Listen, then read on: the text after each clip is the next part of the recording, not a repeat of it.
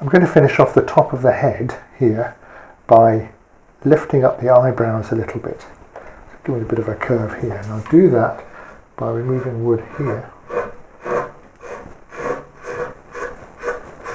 and over the top. So I'm kind of in here.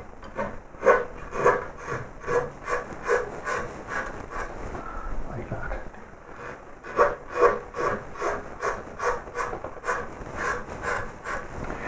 And then I'll merge those two together.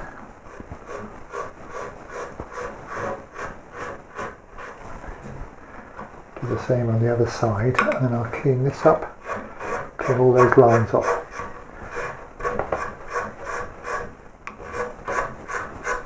So there's a little bit of a lift over the eyebrows there.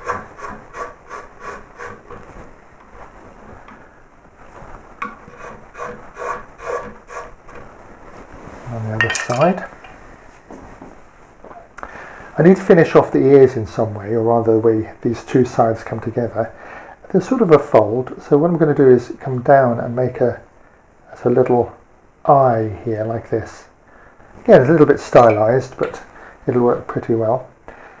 Pretty much like an acanthus leaf. So I'm going to push in the bottom like that, and then I don't want this in a straight line, so I want this curving round like this.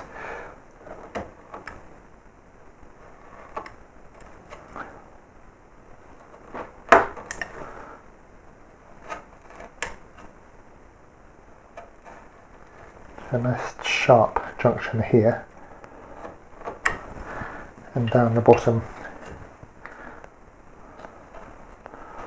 I'm going to go fairly deep there,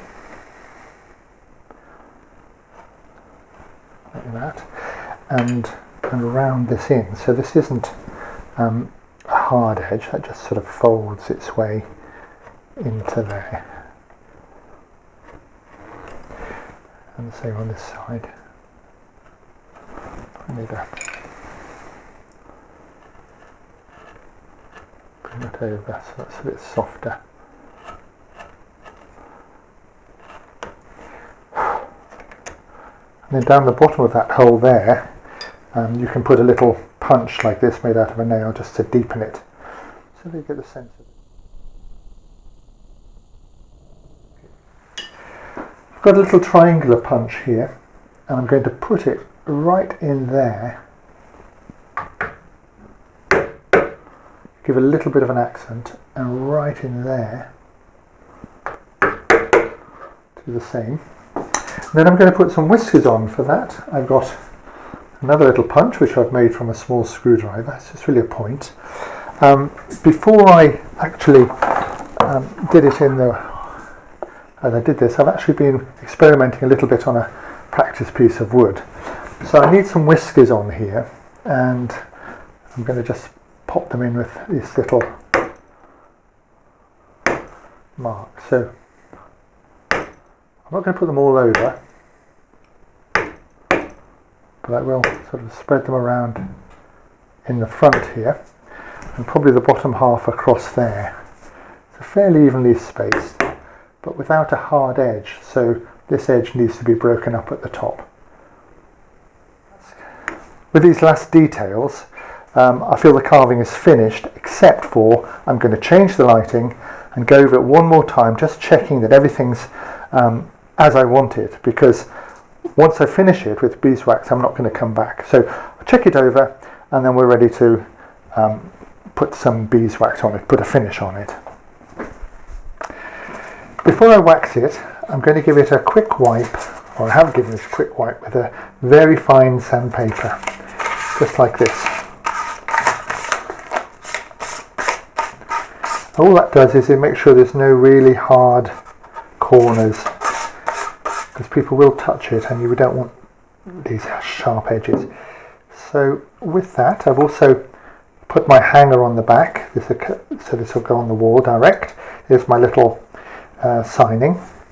So I'm now through to the beeswax, and this beeswax is what we use on the site generally, and I'll put a link below to a blob of that, and so I'll put it into the wood like that, and then I get my hairdryer, which will make a bit of a noise, and then I melt the wax into the wood.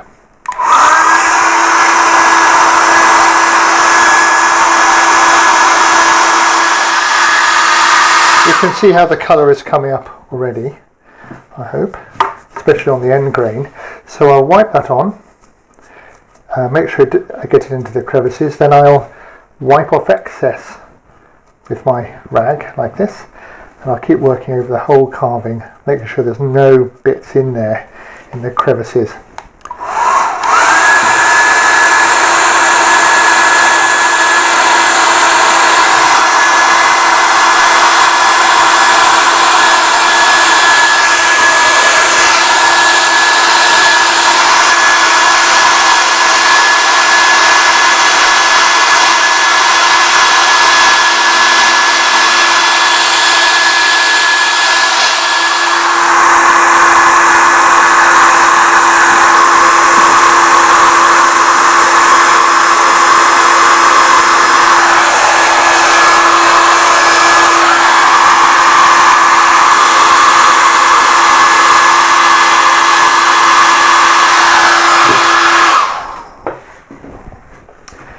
So when that is all waxed over, it's all a bit tacky, so we need to leave that without touching it for a while, and then we can burnish it up with some cloths when it's all nice and dry.